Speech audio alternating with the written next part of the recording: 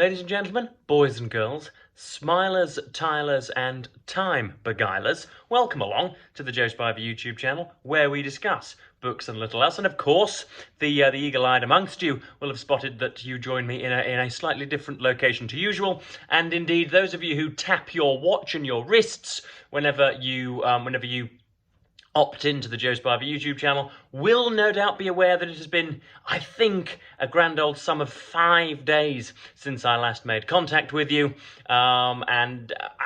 As to how I can explain that absence, I am human, all too human, folks.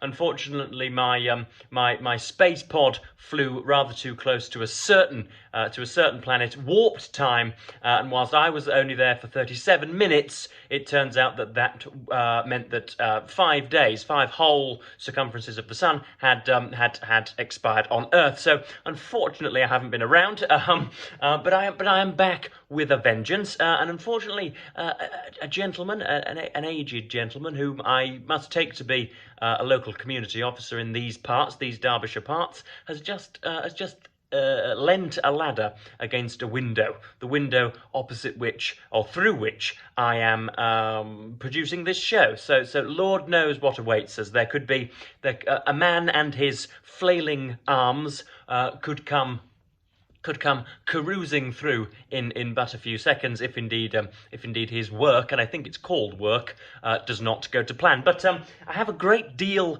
for you today. I have a sort of strange book haul, a kind of extempore book haul, because I haven't myself been into any second-hand bookshops today, but Grand Viceroy Spivey, in his infinite wisdom, knows, of course, that I am a bookish person and am looking for reasonable titles as and when they can come into my crotch. As a result, he gets me stuff, doesn't really inform me of the titles or the books, and just plants them on my platter whenever I next see him. And so I have a few to look at there. I've been reading mainly magazines and other glossy memoranda, and Walter Scott's Ivanhoe, and indeed a little bit of P.G. Wodehouse as well, which we are starting today. But yes, let us get on with the original titles. So we have what can only be described of as a sort of, I don't know, a caramelised stanchion of Kurt Vonnegut. I have never read a single word of Kurt Vonnegut. I know he is he an American writer? Could be. I think he is a significant arm of the American literary corpus. There is the man climbing the ladder and about to fall to his untimely death. So we have Bagombo Snuff Box, 24 uncollected short stories. That's that in a squeamish title, or at least a nausea-inducing front cover, as I'm sure you'll agree. Before the golden age of magazines drew to a close half a century ago, a young PR man at General Electric sold his first short story to one of the doomed publications. By the time he'd sold his third, he decided to quit GE and join the likes of Hemingway and Fitzgerald and try to make a living at $1,500 a pop. With 4 major magazines running 5 stories each week, and smaller ones scouting as well, it was a seller's market, and Kurt Vonnegut was published regularly. For this unusual collection, Vonnegut has selected 24 of his stories never published before in book form. So these were the ones that Vonnegut himself picked out, and I noticed just as I was thumbing through the bits and bobs, the artifacts before recording, that somebody who uses lined paper as a bookmark rather than an established type of bookmark got 57 pages into the blighter and then gave up the ghost.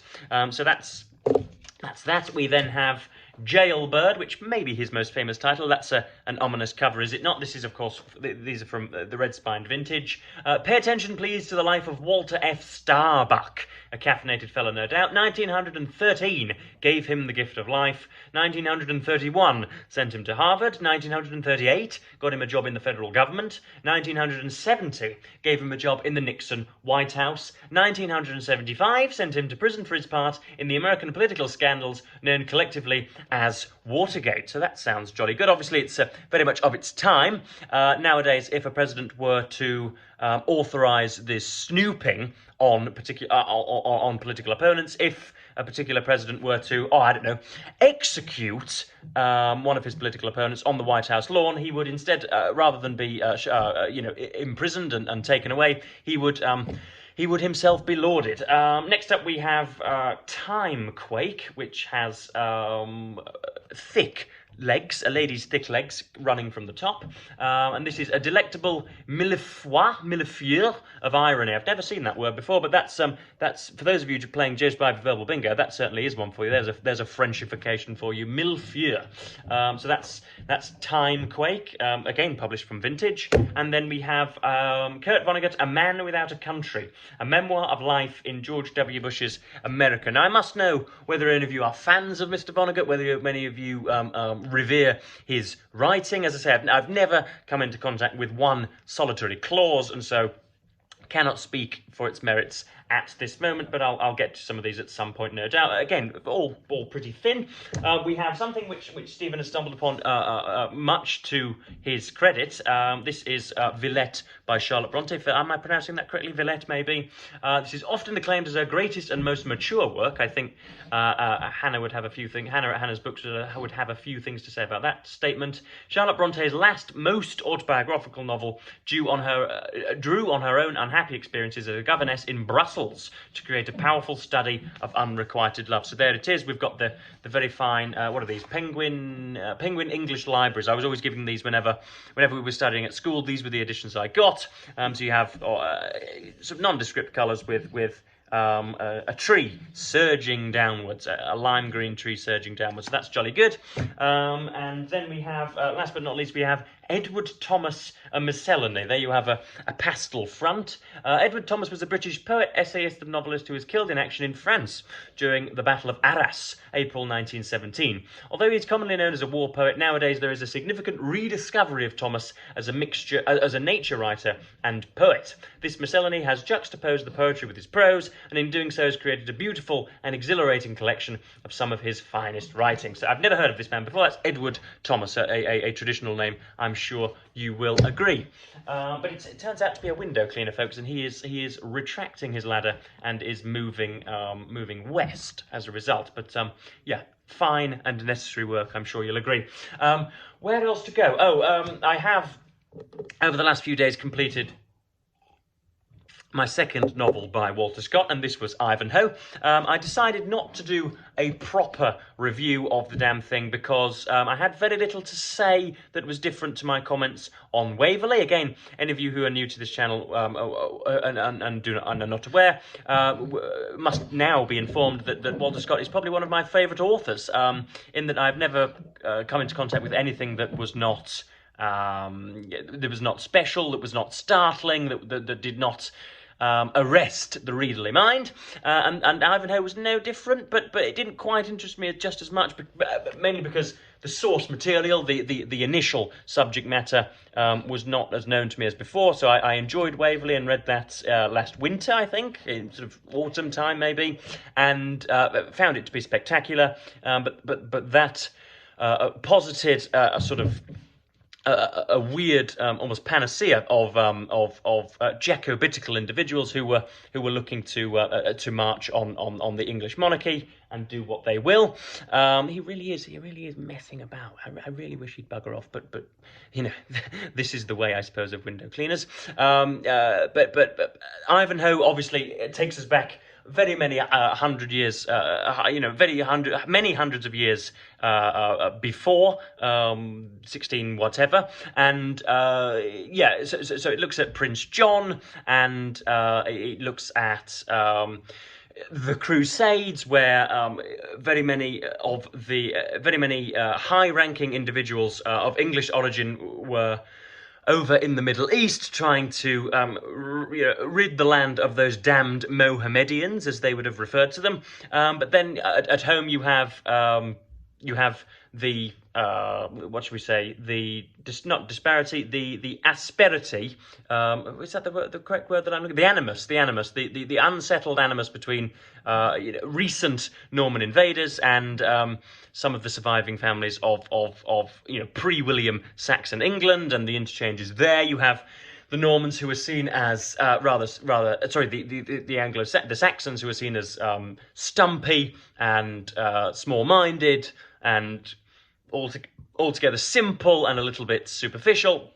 And then you have the Normans, who, from the Saxon perspective, are limp-wristed, and very many of the accusations railed at Joseph Edward. And you have Ivanhoe, who is returning, but then you've got a jester by the name of Wamba, who is particularly humorous, and then you have a swineherd, whose name I'm going to forget, who is also particularly prominent. But yeah, I enjoy that, and Wamba does a particularly heroic thing by entering a castle and freeing Cedric the Saxon. But these are issues into which we will not go, mainly because I have a stylistic appreciation of the language, and I love what Walter Scott can do with words, and he finds it impossible to construct an uneuphonious sentence.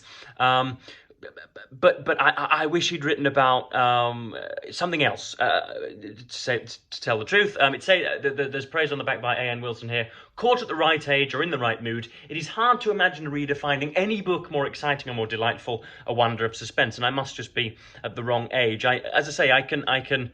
If I were writing an 800-word review of this, I would say that it was it had its ducks in a row and got everything correct, I'm sure, but dealt with subject matter that did not quite interest me. But as I say, I can I can do nothing but praise Walter Scott's Walter Scott's gallantry, and his balletic flourishes with the English language. I could read him all day, and I should like to know if there is a Penguin Classic collection of his essays, or whether he was a prominent non-fiction writer at all. I know that he was a poet and then became he was known primarily as a poet, and perhaps even as a rival of George Gordon VI, Baron Byron of Newstead, and then fell upon hard financial times, and then worked his way up as a novelist again into at least a sort of financial equal point. So I should like to know more about his life, and indeed whether he's done much hackery, because I can only imagine 1,500 words on Lord knows what, the Reformation, or the righteousness of a particular political character by Walter Scott in whatever year. So that would be jolly good, and I should like that. I should like to get my hands on that. So, strange response to Ivanhoe, but I would probably recommend it, especially if you're into Arthurian myth and Robin Hood and his sort of arrow-slinging twattery, then you'll probably enjoy it. But if, like myself, your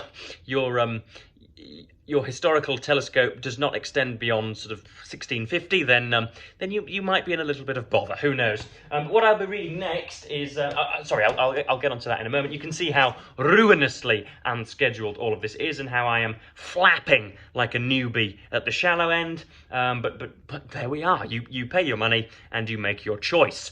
We have a copy of Byline Times, which was acquired in W.H. Smith's in Manchester, Piccadilly. Me and Stephen went to the main conurbation of Manchester, the site of my university education for 48 months, and indeed a great many other execrances, which again, into which we shall not go here. But it was nice to see. Oh look, there's the corner where I spewed. Oh look, there's the corner where I fumbled with the Countess Ariadne. Oh look, there's the corner where I where I shot the Cossack or whatever. All of very many corners which in broad daylight look innocent, and yet in the dark of the night, Joseph Edward was prowling half cut, I think would be the phrase. But yeah, when we were in the train station, I had 5 sterling in note form burning a hole in my back pocket, and thought, well, let me part with it so as to get myself some magazine. And here it is. This is Byline Times. This is adamantly and shall we say stoutly left wing, I think would be the phrase, but I'm not altogether sure. But obviously, as you can see here, they take aim at Rupert Murdoch and Elon Musk, who are moguls and shall we say message alterers of two respective eras. You have Rupert Murdoch there, who dominated the 20th century, and his power culminated in the establishment of Fox News, which of course was a huge fillip to Donald Trump's initial election in 2016. And then you have Elon Musk there, who we are told on a near daily basis is an intelligent individual, and yet we would have to ignore the evidence of our eyes and ears in order to concur with that statement, because any time that you speak to him, I know that I've flapped and flailed in this video, and it sounds as if I could not speechify my way out of a wet paper bag this morning, but still, you listen to Elon Musk on Joe Rogan or on Fox News or anywhere, any other media location you could care to name, and he cannot get 7 or 8 words out. That is because he is, I think, a very, very stupid man indeed. I think he enjoys video gaming. I think he is something of a scientific nerd in specific fields, but beyond that, I don't think he should be trusted with sharp cutlery, folks. I really do not. There he is with his laminated face. He is, I think, perhaps something of an intellectual justification of David Icke. If ever extraterrestrial lizards were to descend and dominate the lives of billions, then they would very much look like that. So this goes into many articles in here looking at Murdoch and the differences between Murdoch and Musk, and Doge, and the lack of resistance to Trump's sort of fascistic garrotting of the American body politic and state, and that was about it. I found the writing to be correct, but alas dull. So they got the right points, and they were what should we say? They were cupping the correct gonads, but they were not. But it was not done in a great style. None of the passages really entertained me, and many of the journalists were just looking to sort of shove their copy out into the world. There wasn't a great deal of pause and rumination over the wordage, which is, of course, what I go in for most of the time. I wonder if I could just look at one particular example. So we've got, Murdoch and Musk. I believe there's a bit on Nigel Farage and Jeremy Clarkson as well. Yes, there's a piece on Nigel Farage. Very, very cleverly, they have originally called it The Boris Show, crossed it out and put Nigel there because the what should we say? The coronation, and indeed the the sort of the beseeching, thoughtless adulation of sort of 1/3 of the British media at the moment for Nigel Farage is very similar to that shown to Alexander Boris de Pfeffel Johnson in the years 2019 to 2020. But pull back the veneer of Nigel Farage and the Reform Party, and you do not get much policy. You do not get much direction, much national direction for the future. And I think they're already splitting at the seams anyway, because Rupert Lowe, who is the most vociferous of the 5 of the famous parliamentary quintet of Reform UK, Rupert Lowe is, I think, being.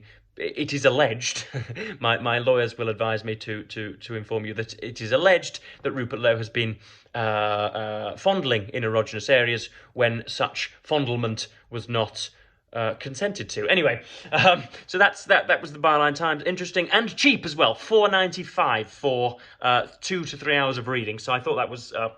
By the standards of other magazines, that was pretty good. And then, last but not least, we have Leave It to Smith by P.G. Wodehouse, which I will be starting today. And I will be, hopefully, sort of squirreling through this before I am conducting my second buddy read of the month with Hannah, which is, we will be reading Edith Wharton's Age of Innocence. I always struggle with both the author and the title of that book. Lord knows why. Probably because it hasn't been occupying much of my mind. But yes, that's Wodehouse.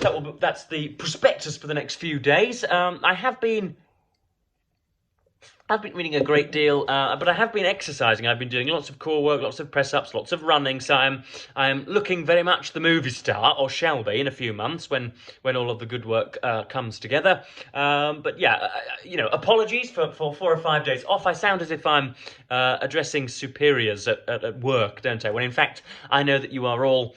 Or at least sort of 98% of you are all reasonable human beings who can gladly and courteously excuse any gaps in my production. But yes, that's all that I'll give you today. Something of a sort of involuntary book haul, something of a look at the state of the nation, something of a look at Walter Scott, and indeed what we'll be reading in the next few days. But yeah, it is a great relief to me to be speaking to this camera again and to have the time and availability to do so. Nothing cheers me more, folks. You can believe that. But yes, I am going to cap this video at 20 minutes. Thank you ever so much for watching, and of course, bid you a fond farewell.